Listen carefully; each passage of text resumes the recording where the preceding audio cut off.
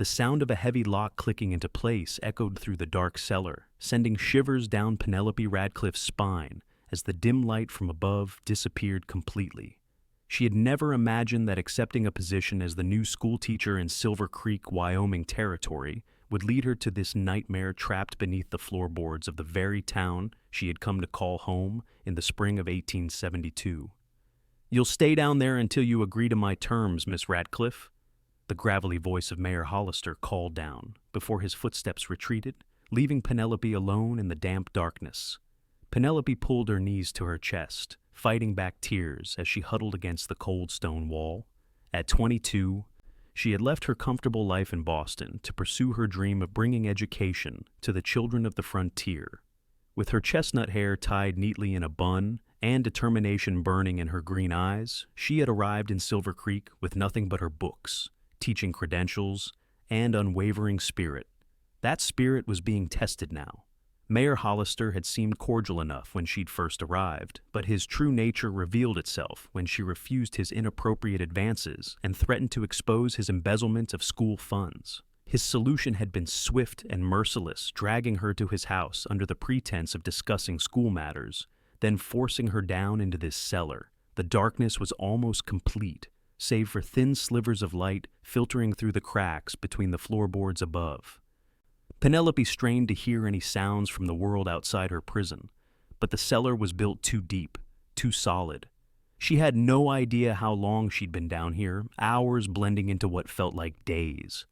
Her throat was parched, her stomach empty except for the small amounts of stale bread and water the mayor's wife reluctantly provided once a day. Mrs. Hollister's fearful eyes told Penelope everything she needed to know. The woman was as much a prisoner as she was, just in a different kind of cell. Penelope wasn't the first to discover the mayor's corruption, but she might be the first to disappear because of it. Silver Creek was a town built on silver mines and cattle drives, where the law often turned a blind eye to the powerful. As a newcomer and a woman, her disappearance would raise few questions.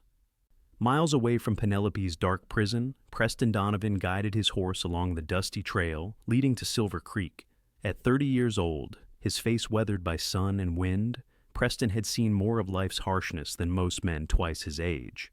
The Civil War had taken his youth. The years of driving cattle had hardened his body, but nothing had broken his sense of justice.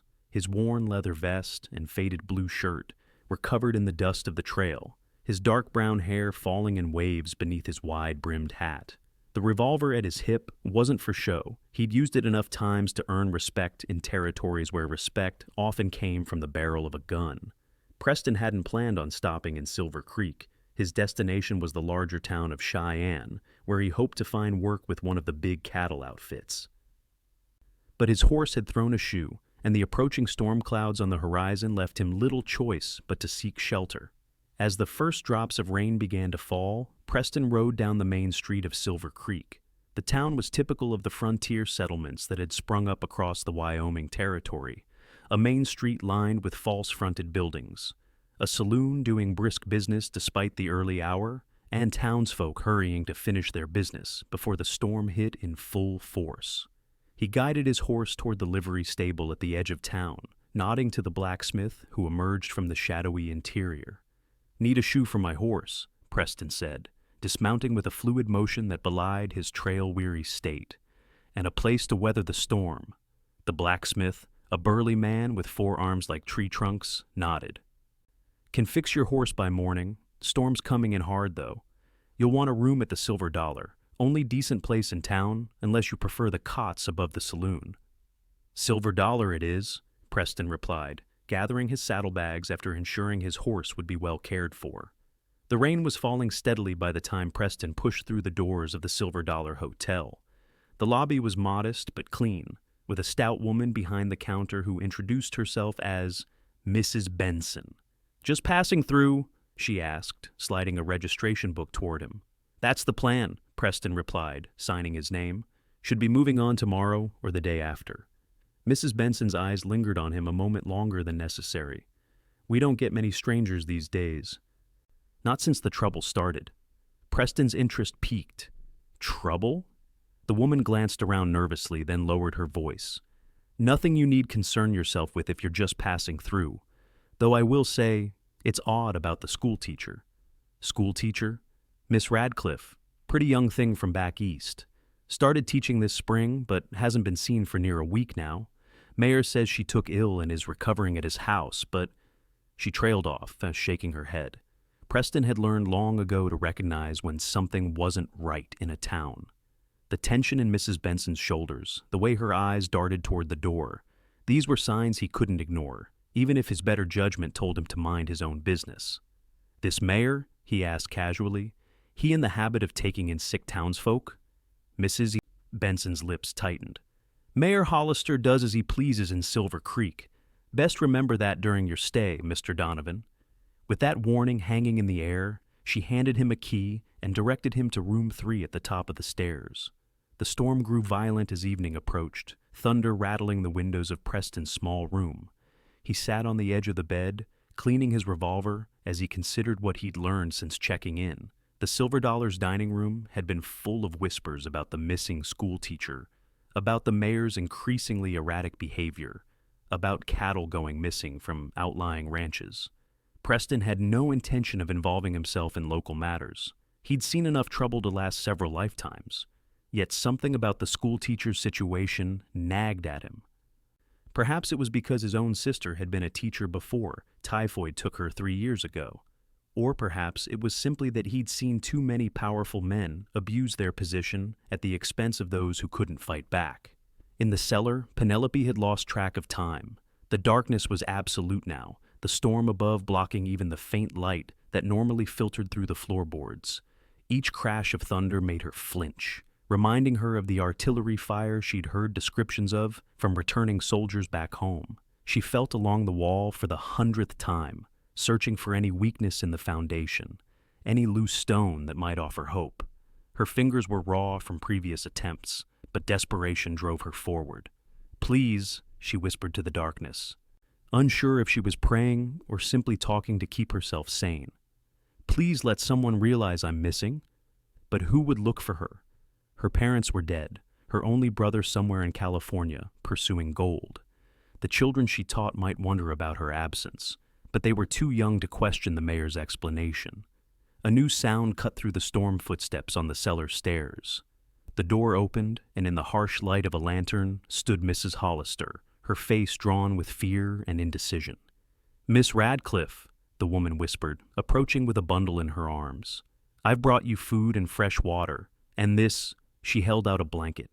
"The storm's made it colder down here." Penelope accepted the offerings gratefully. "Thank you. Has your husband—" "Don't," Mrs. Hollister interrupted. "Don't ask me about him. I can't help you more than this." "But surely you see what he's doing is wrong," Penelope pressed, desperate for an ally. "If you could just tell someone—" "Tell who?" Mrs. Hollister's voice cracked. "The sheriff? He's my husband's cousin. The council members? They're all in his pocket. There's no one in Silver Creek who would stand against Walter." Penelope reached out, grasping the older woman's hand. "Then you must get word to someone outside Silver Creek. Please, Mrs. Hollister. I don't think he intends to let me leave here alive." The woman pulled her hand away, eyes wide with terror. "I can't. You don't understand what he's capable of." "I think I do," Penelope said softly. "The bruises on your wrist tell me plenty." Mrs. Hollister instinctively pulled her sleeve down. "I have to go. He'll be back from the saloon soon." She hurried toward the stairs, then paused. "I'll try to bring more food tomorrow. That's all I can promise." As the door closed and the lock engaged once more, Penelope wrapped the blanket around her shoulders. The small kindness from Mrs. Hollister had given her something precious hope that not everyone in Silver Creek was under the mayor's thumb. The storm had passed by morning, leaving Silver Creek streets muddy and the air fresh with the scent of rain-washed earth. Preston left the hotel early, intending to check on his horse and continue his journey. But as he passed the schoolhouse, he paused, drawn by the sight of children milling about outside rather than in lessons. A young woman, barely out of her teens herself, was trying unsuccessfully to herd the children inside. "Having trouble?" Preston asked, approaching the schoolhouse steps. The young woman looked up, relief crossing her features. "They won't listen to me. I'm just the assistant Miss Harper. Miss Radcliff is the teacher, but she's been gone for days now." She lowered her voice. "Mayor Hollister says she's ill, but Timmy Peterson says he saw the mayor dragging her to his house last Friday, and she didn't look sick at all." Preston's instincts, honed by years of reading people and situations, flared to life. "This mayor," he said carefully, "he lived nearby?"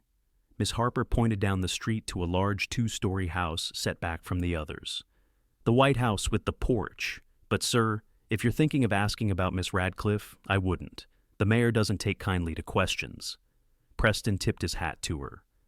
"Appreciate the warning, madam, but I've found that questions have a way of finding answers, whether people take kindly to them or not." As he walked toward the blacksmith's to check on his horse, Preston's mind was working through what he knew. A schoolteacher missing for days, a mayor with unchecked power, a town full of people too afraid to ask questions. The blacksmith confirmed his suspicions when he arrived to check on his horse. "She's a good woman, that Miss Radcliff," the man said as he finished attaching the new shoe.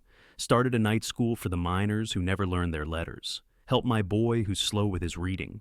Don't believe for a minute she just took ill." "What's your theory?" Preston asked, testing the ground. The blacksmith glanced around before answering. "Mayor's had his eye on her since she arrived. Made no secret of it, despite having a wife. Miss Radcliff wouldn't give him the time of day. Then last week she found something in the school accounts, something that got her riled up enough to confront Hollister publicly." This matched with what Preston had pieced together from the whispers in the hotel dining room.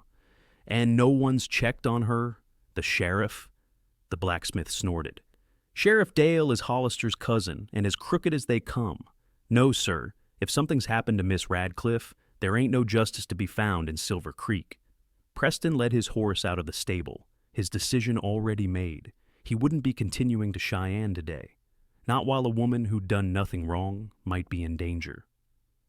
He spent the day carefully observing the Hollister house from various vantage points around town, noting the comings and goings. The mayor left mid-morning, heading for the town hall. His wife emerged briefly to hang laundry, her movements nervous, her eyes constantly darting back to the house, as if afraid someone might be watching.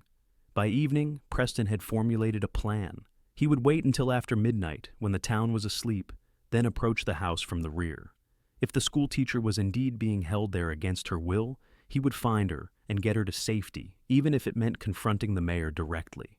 As darkness fell, Preston returned to the Silver Dollar for dinner, careful to maintain the appearance of a drifter simply passing through. He chatted casually with Mrs. Benson about his plans to leave for Cheyenne in the morning, ensuring word would get back to the mayor if he was indeed watching newcomers to town. In the cellar, Penelope was growing weaker. The small amounts of food and water Mrs. Hollister had been able to smuggle to her weren't enough to sustain her strength, and the damp conditions were taking a toll on her health. She had developed a cough that rattled deep in her chest, and her fingers were numb with cold despite the blanket. She had tried reasoning with Mayor Hollister during his visits, but his demands remained the same. She would agree to become his mistress and forget what she had discovered about the school funds, or she would never leave the cellar alive. "You're being unreasonable, Miss Radcliff," he had said earlier that day, his voice falsely pleasant. "I'm offering you protection, comfort, a position of influence in this town. Many women would be grateful." "Many women haven't seen your ledgers," she had replied, her voice hoarse but defiant. "You've stolen nearly $2,000 meant for the children's education. I won't be silent about that, and I certainly won't share your bed." His expression had darkened then, all pretense of civility vanishing. "Then you'll die in this cellar, and no one will ever know. Another Eastern girl who couldn't handle the hardships of frontier life, who simply packed up and left without saying goodbye. It happens all the time." Now, as she huddled in the corner of her prison, Penelope began to fear he might be right. No one was coming for her. No one even knew to look. She closed her eyes, trying to summon the strength to continue fighting. When a new sound caught her attention, a scraping noise above, not from the direction of the cellar door, but from the small window near the ceiling that opened to the yard, its opening too narrow for escape, but wide enough to let in air. Penelope held her breath, listening intently. Someone was outside, removing the boards that had been nailed over the window from the outside. Preston worked quickly but quietly, prying the weathered boards away from the small cellar window he had discovered at the rear of the Hollister house. The hour was late, well past midnight, and the town had fallen into silence, broken only by the occasional piano notes from the saloon at the far end of the street. He had observed the house for hours, noting when the lights went out on the upper floor, where he presumed the bedrooms were located. Mayor Hollister had returned home visibly drunk, his loud voice carrying through the open windows as he berated his wife before the house finally fell silent. As the last board came free, Preston knelt and peered into the darkness below. "Hello?" he called softly. "Anyone down there?" There was a moment of silence, then a rustle of movement and a woman's voice, weak but clear. "Yes, please, help me." Relief flooded through Preston. His instincts had been right. "Miss Radcliff, the schoolteacher?" "Yes," came the reply, stronger now. "Who are you?" "Name's Preston Donovan. I'm going to get you out of there." He assessed the window far too small for either of them to pass through. "Is there a door? A way in from the house?" "Yes, through the kitchen. There's a door in the floor, but it's locked from the outside." Preston nodded, though she couldn't see him. "Stay quiet. I'm coming for you." Moving to the back door of the house, Preston tested it gently. Locked, as expected. He considered breaking a window, but dismissed the idea the noise would alert the Hollisters. Instead, he examined the door more closely, pulling out the small set of picks he carried. Years of drifting had taught him skills that occasionally skirted the edges of the law, but he'd never been more grateful for them than now. The lock gave way with a soft click, and Preston eased the door open, wincing at the slight creak of hinges. He paused, listening for any sound from upstairs, then slipped inside the darkened kitchen. Moonlight filtering through the windows provided just enough light for him to make out the shapes of furniture and the outline of what had to be the cellar door in the floor.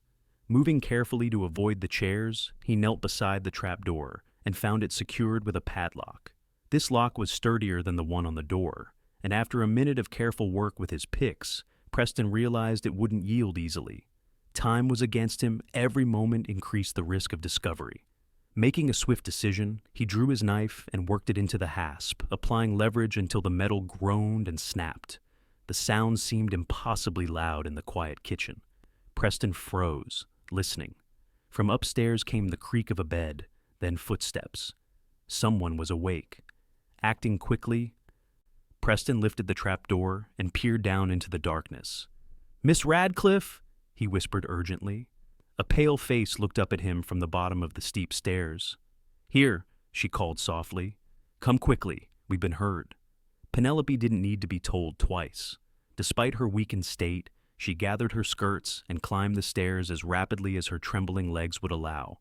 When she reached the top, Preston grasped her hands and helped her the rest of the way, shocked at how cold her skin was to the touch. She swayed slightly as she stood, and he steadied her with a hand at her elbow. In the moonlight, he could see that her once neat dress was filthy and damp, her hair falling in tangles around a face pale with exhaustion and illness. "Can you walk?" he asked, already hearing more movement from upstairs. Penelope nodded, summoning determination from some deep reserve of strength. "Yes! Get me out of here." They had just reached the back door when the kitchen was suddenly flooded with light.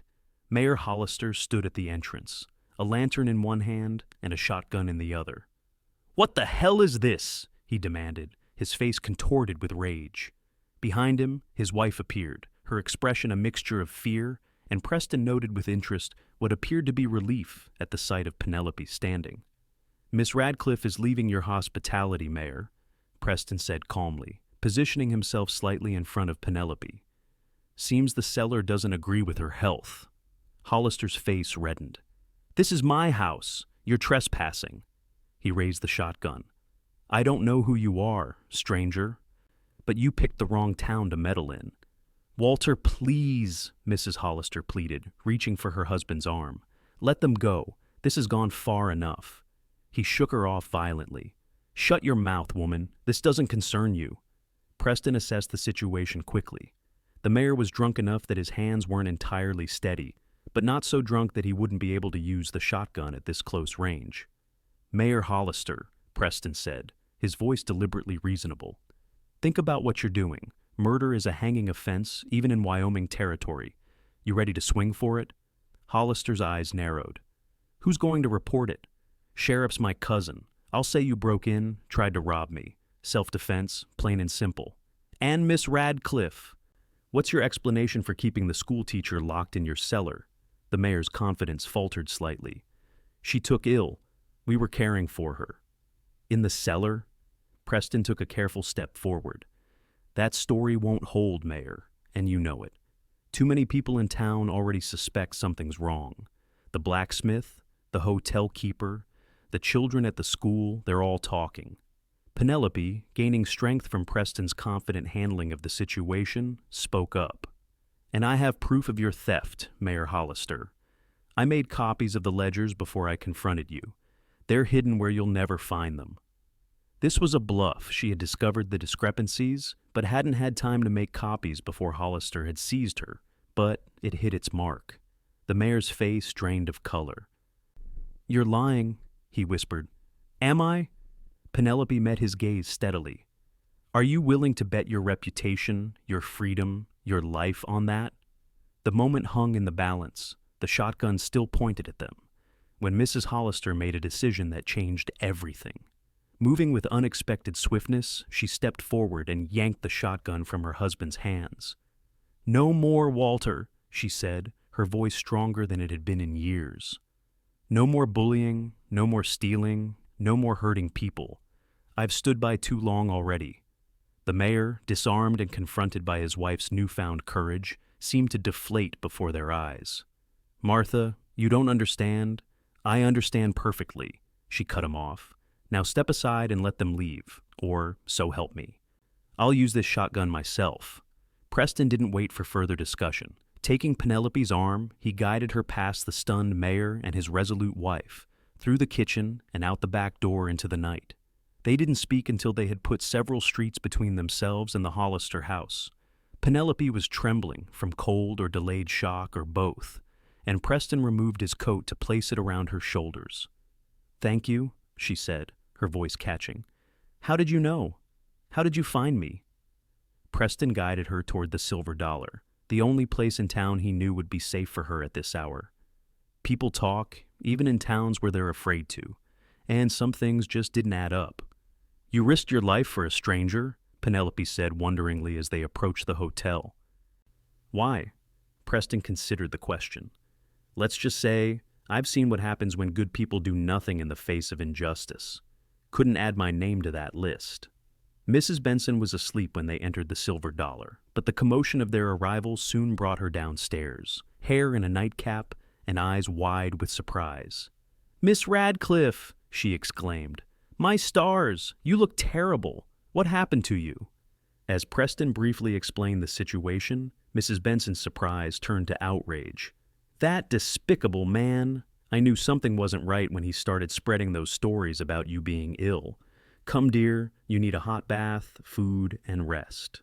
While Mrs. Benson fussed over Penelope, Preston considered their next steps. Mayor Hollister wouldn't take this defeat lying down. By morning, he would have regrouped, perhaps convinced his wife to change her story, and would certainly have the sheriff looking for them both. We need to leave Silver Creek, he told Penelope once Mrs. Benson had brought her a meal and she had changed into clean borrowed clothes. Hollister still has too much power here. Penelope nodded, her damp hair falling around shoulders that still held tension despite the hot bath. But I can't just abandon the children. And the school funds, he'll get away with stealing them. Not if we get word to the territorial governor, Preston said. But first, we need to get you to safety. Do you have any proof of his embezzlement? Penelope hesitated. I bluffed earlier. I saw the ledgers, but I didn't make copies. However, she added, eyes brightening, I did write everything down in detail in my journal. It's in my room at the boarding house, hidden under a loose floorboard. Preston nodded. I'll retrieve it before dawn. You rest. We'll leave at first light, head for Cheyenne. The territorial officials there will take action if they have evidence. Exhausted but finally feeling safe, Penelope reached out and caught his hand. Mr. Donovan Preston, I don't know how to thank you. He smiled, a genuine warmth replacing the careful neutrality he usually maintained. Thank me by recovering your strength, Miss Radcliff. Something tells me Silver Creek's children will need their teacher back once this is all settled. As promised, Preston slipped out before dawn to retrieve Penelope's journal from the boarding house. The town was still quiet, most residents not yet stirring, which allowed him to move through the streets unnoticed. The boarding house keeper, a sympathetic widow named Mrs. Coleman, required no explanation beyond Preston's mention of Penelope's name and current location. "I knew that man was up to no good," she whispered fiercely as she led Preston to Penelope's room. "Take whatever she needs, and tell her she's always welcome back here." With the journal secured inside his vest, Preston returned to the Silver Dollar to find Penelope dressed and ready, though still alarmingly pale. Mrs. Benson had packed food for their journey and offered the use of her late husband's horse for Penelope. "I can't take your horse," Penelope protested. "You most certainly can," Mrs. Benson replied firmly. "Henry would have wanted it this way. Besides, it's not doing me any good in the stable. You can send it back with someone trustworthy once you're safely in Cheyenne." As they prepared to leave, the door to the hotel burst open, and Sheriff Dale strode in, hand resting on his pistol. Behind him stood 2 deputies. "Preston Donovan," the sheriff announced, "you're under arrest for breaking and entering, kidnapping, and assault on Mayor Hollister." Preston stepped forward, positioning himself between the lawman and Penelope. "That's quite a list, Sheriff, especially since I didn't assault anyone, and Miss Radcliff here wasn't exactly a willing guest in the mayor's cellar." The sheriff's eyes narrowed. "Mayor Hollister says different. Says this Eastern gal has been spreading lies about him, and you helped her break into his house to steal from him." "And you believe that?" Preston's voice remained calm, though his mind was racing through options, none of them good. "Doesn't matter what I believe. I'm the law in Silver Creek." The sheriff nodded to his deputies. "Take him." Mrs. Benson, who had been watching with increasing indignation, suddenly moved to block the deputy's path. "Now you listen here, Charles Dale. You know full well Walter Hollister is a liar and a thief. The whole town knows it, even if they're too scared to say so." The sheriff hesitated, clearly not having expected resistance from the usually docile hotel keeper. Seizing the moment, Penelope stepped forward, her journal in hand. "Sheriff Dale, I have documented evidence of Mayor Hollister's embezzlement of school funds. If you arrest Mr. Donovan, this journal goes directly to the territorial governor, along with a detailed account of how the mayor held me prisoner and how his own cousin helped cover it up." The sheriff's face darkened. "You threatening me, miss?" "Not at all," Penelope replied, her teacher's voice emerging firm and brooking no argument. "I'm simply stating facts. Now, you have a choice. You can let us pass peacefully to Cheyenne, where I will report the mayor's crimes but make no mention of your involvement. Or you can arrest Mr. Donovan on false charges, in which case I will ensure the governor knows exactly how justice is administered in Silver Creek." A tense silence filled the hotel lobby. Preston watched the sheriff's face as the man weighed his options.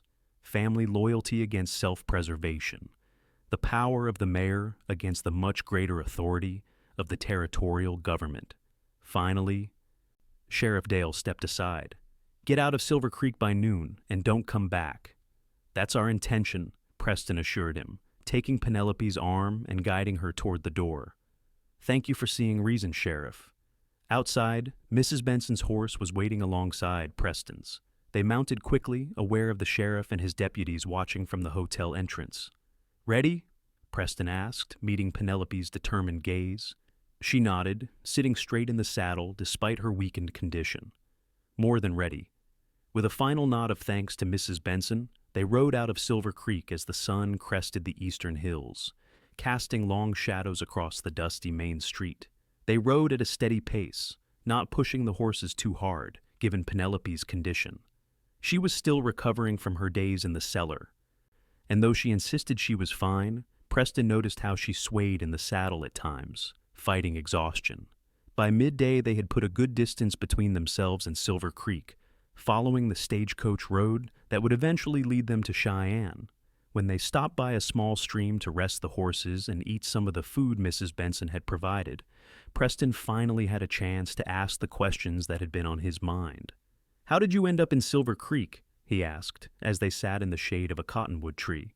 "Doesn't seem like the kind of place a Boston-educated teacher would choose." Penelope smiled, some color returning to her cheeks in the fresh air and sunshine.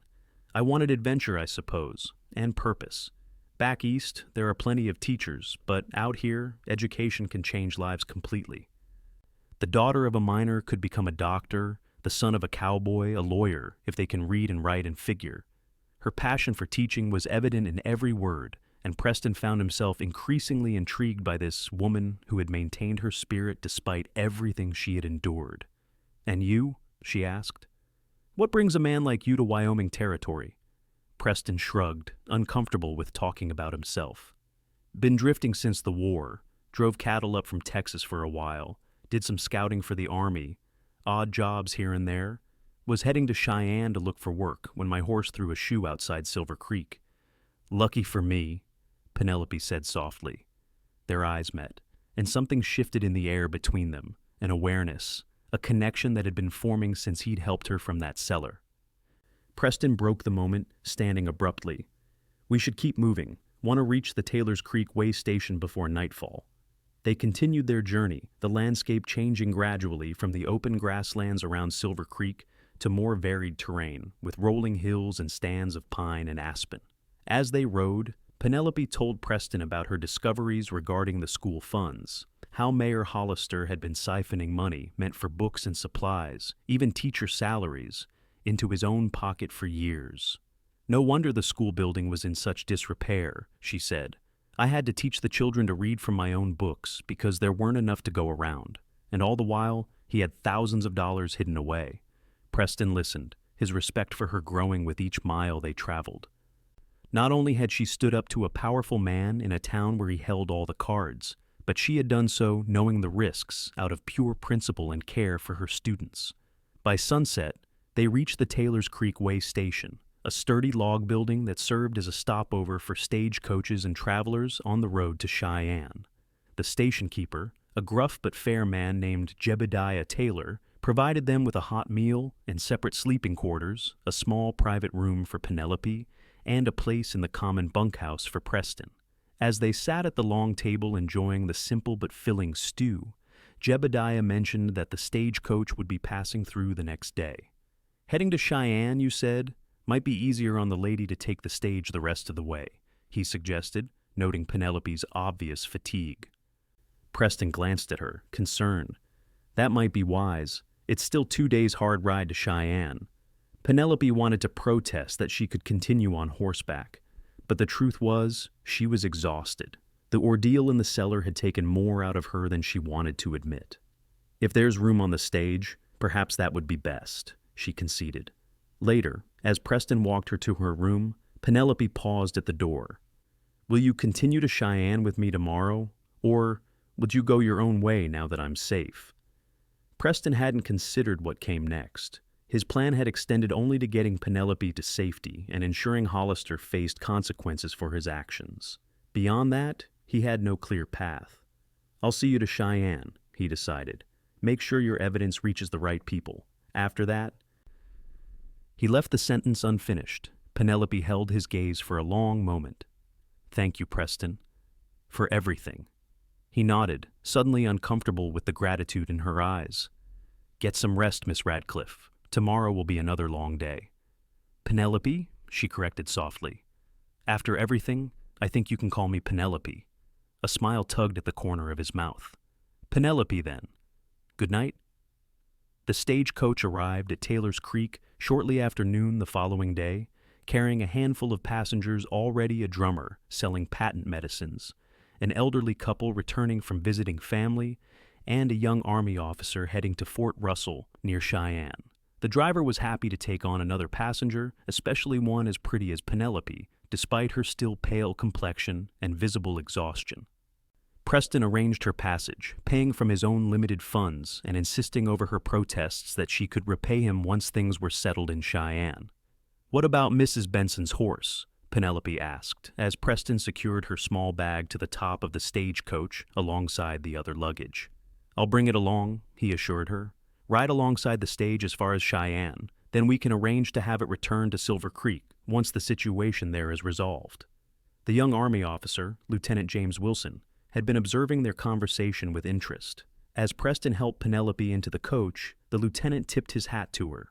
"Madam," he said politely, "might I offer you my seat? It's by the window and a bit more comfortable for the journey. Penelope thanked him with a smile, taking the offered seat. The lieutenant, Preston noted with a slight frown, seemed quite taken with Penelope, continuing to engage her in conversation as the other passengers resettled themselves. As the driver prepared to depart, Preston leaned in through the coach window. "I'll be riding alongside. If you need anything, just call out." Penelope reached out to briefly touch his hand where it rested on the window frame. "I'll be fine. Please be careful." The journey to Cheyenne was slower than traveling by horseback alone would have been, with the stagecoach making regular stops to change horses and allow passengers to stretch their legs. Preston rode alongside, or slightly ahead, constantly scanning the trail for any sign of trouble. He didn't truly expect Hollister or Sheriff Dale to pursue them this far, but years of caution had taught him never to assume safety. At each stop, he checked on Penelope, noting with relief that some color was returning to her cheeks and that she seemed to be regaining her strength. The lieutenant's attentions continued throughout the journey, which Preston observed with a mixture of irritation and resignation. Wilson was closer to Penelope's age, educated, and held a respectable position, exactly the kind of man who would be considered an appropriate match for someone of Penelope's background. By contrast, Preston was a drifter with no fixed address, limited education, despite his natural intelligence, and a past marked by violence and loss. The connection he felt to Penelope, the way his heart seemed to lighten when she smiled at him, these were feelings he had no right to entertain. They reached Cheyenne late the following afternoon. The territorial capital was a far cry from Silver Creek, a bustling city with proper brick buildings, businesses of all kinds, and the unmistakable influence of the railroad that had transformed the West. Preston guided Penelope to a respectable hotel near the government offices, where she could rest before presenting her evidence to the territorial officials. "The governor's office opens at 9 tomorrow morning," Preston told her as they stood in the hotel lobby. "I've asked around, and the best person to speak with initially is his secretary, Mr. Davis. He can direct you to the appropriate officials who handle matters of municipal corruption." Penelope nodded, clutching her journal containing the evidence against Mayor Hollister. "Will you come with me? You're as much a witness to his crimes as I am." Preston hesitated. Now that they had reached Cheyenne, now that Penelope was safely among civilization again, with her reputation intact and her evidence secured, his role in her story seemed to be concluding. Yet the thought of saying goodbye filled him with unexpected reluctance. "I'll be there," he found himself promising. "I'll meet you in the hotel lobby at 8:30. Relief washed over her face. "Thank you. I don't think I could face this alone." Before Preston could respond, a familiar voice called out from behind them. "Miss Radcliff, what a pleasant surprise." Lieutenant Wilson approached, having apparently followed them from the stagecoach station. He was freshly brushed and straightened, clearly having taken the time to improve his appearance before seeking Penelope out. "I was hoping to invite you to dinner this evening," the lieutenant continued, barely acknowledging Preston's presence. "There's a very nice restaurant just down the street, and I'd be honored to hear more about your teaching experiences." Preston stepped back, preparing to excuse himself, when Penelope surprised him by linking her arm through his. "That's very kind of you, Lieutenant Wilson, but Mr. Donovan and I already have plans this evening, perhaps another time." The lieutenant's smile faltered slightly before he recovered his composure. "Of course, another time. Good evening to you both." As Wilson departed, Preston looked down at Penelope with a raised eyebrow. "Plans?" She smiled, a hint of mischief in her eyes despite her fatigue. "Well, we do need to eat, don't we? And I'd much rather spend the evening with the man who saved my life than with someone who spent the entire journey telling me about his military accomplishments." A warmth spread through Preston's chest, and he found himself smiling back.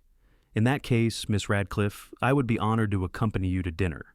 The restaurant was modest but clean, offering simple, well-prepared food that was a feast compared to what they had eaten on the trail. As they ate, their conversation flowed easily, moving from their immediate concerns about the evidence against Hollister to more personal matters. Penelope told Preston about growing up in Boston, the daughter of a professor who had encouraged her love of learning. She spoke of her brother, who had headed west years before her. chasing dreams of gold in California, and of her decision after her parents' deaths to forge her own path rather than settle into the expected role of a Boston society wife. In turn, Preston shared more than he had with anyone in years. He told her about his childhood on a small farm in Missouri, his service in the Union Army during the Civil War, and the restlessness that had driven him west afterward. He even spoke of his sister, the teacher whose death had left him without family and contributed to his drifting lifestyle. "She would have liked you," he said, surprising himself with the admission. Elizabeth always said teaching was the noblest profession because it shaped the future. Penelope's eyes softened. "She sounds like someone I would have admired greatly." As the evening progressed, the connection between them deepened. By the time they returned to the hotel, something had shifted what had begun as a rescue, as one decent man helping a woman in distress, had evolved into something neither had anticipated. Outside Penelope's room, they paused, both reluctant for the evening to end. "Tomorrow will change everything," Penelope said quietly. "Once we present the evidence, there will be investigations, perhaps a trial. I'll need to decide whether to return to Silver Creek or seek a position elsewhere." Preston nodded, understanding the crossroads they had reached. "And I should continue on. There's work to be found. Always is for a man who knows horses and can handle himself." "Is that what you want?" Penelope asked, meeting his eyes directly. "To continue drifting?"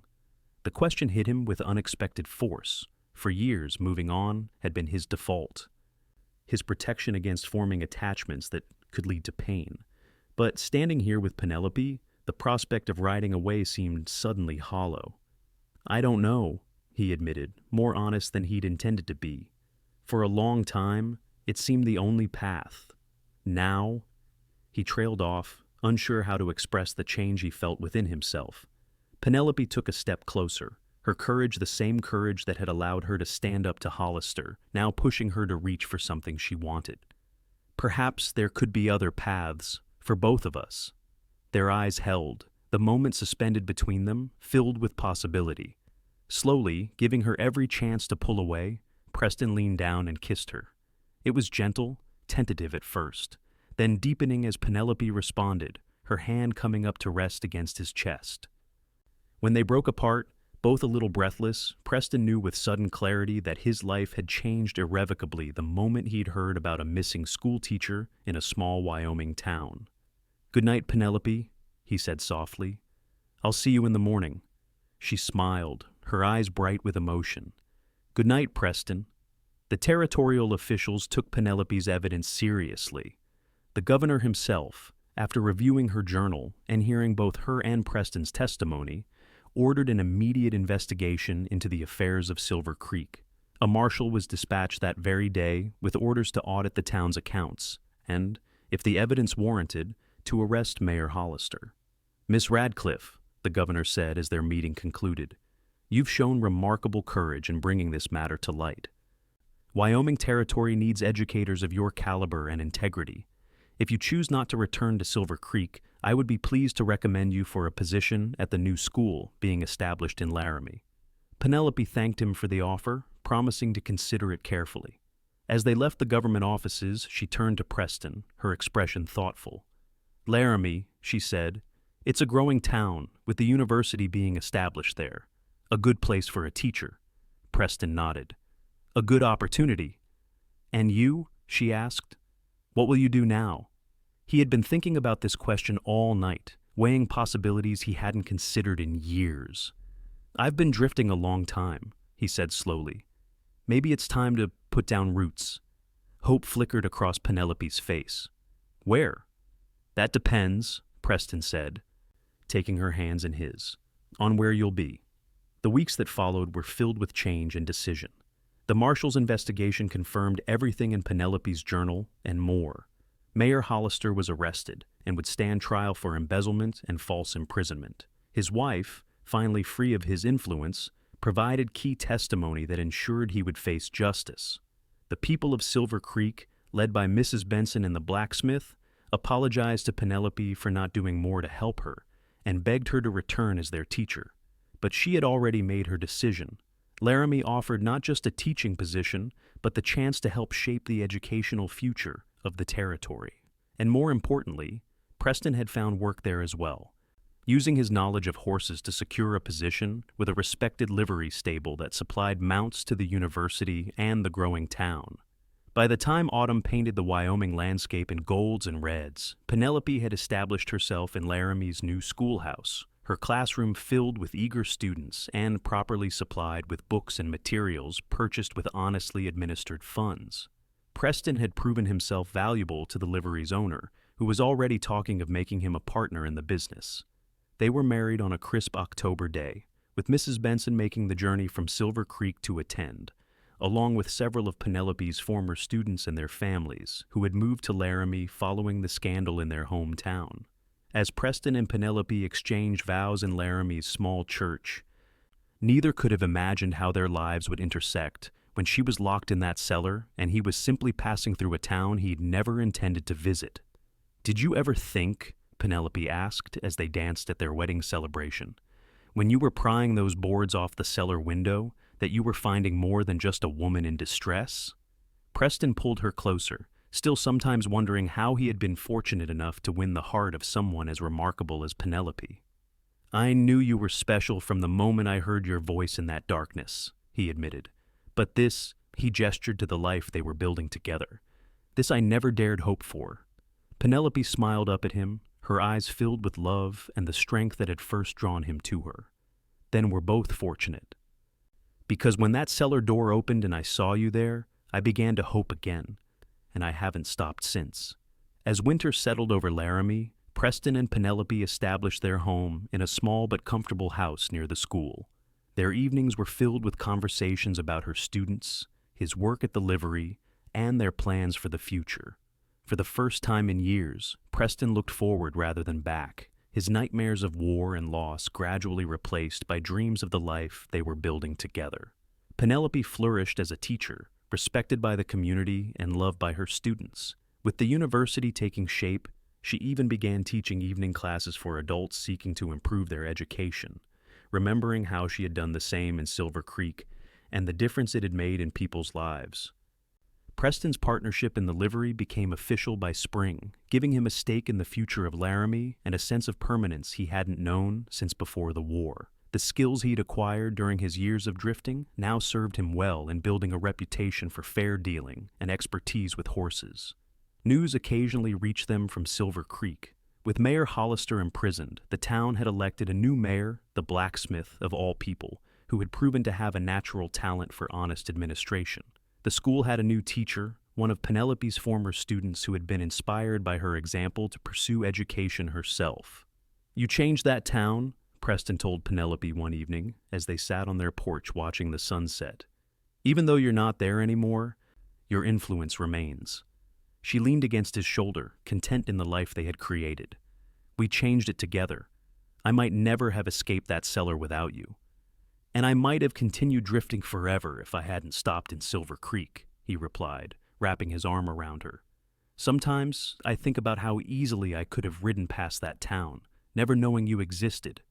Penelope smiled. "But you didn't. You stopped. You listened. You acted when others wouldn't." "Best decision I ever made," Preston said simply. As the sun dipped below the horizon, painting the sky in brilliant colors, they sat together in comfortable silence, thinking of the strange path that had brought them together, a path that had begun in darkness and fear, but had led to light and love. From a locked cellar to a home filled with warmth and purpose, their journey had transformed them both in ways neither could have imagined. And when, the following spring, Penelope shared the news that their family would be growing, the joy that filled their home was all the more precious for the hardships they had overcome to find each other. Years later, when their children asked how they had met, Preston and Penelope would exchange a look, silently deciding how much of the story to tell. They would speak of a brave teacher who stood up for what was right, of a drifter who found his purpose in helping others, and of a love that began when a door was broken down and freedom was restored. What they had learned, what they passed on to their children, and to every student who passed through Penelope's classroom, was that courage wasn't the absence of fear, but the willingness to act despite it. That justice sometimes required personal risk, and that love, real and enduring, could begin in the most unlikely circumstances, even in the darkness of a cellar in a small town in the Wyoming Territory. In Laramie, as the university grew and the town prospered, the Donovan family became a cornerstone of the community. Preston's livery expanded to include a respected horse breeding operation, while Penelope eventually became the principal of Laramie's school, implementing progressive educational methods that drew attention from across the territory. Their home, once small and modest, grew along with their family 3 children who inherited their mother's intelligence and their father's sense of justice, all raised with stories of courage and the knowledge that standing up for what's right, even when difficult, was the truest measure of character.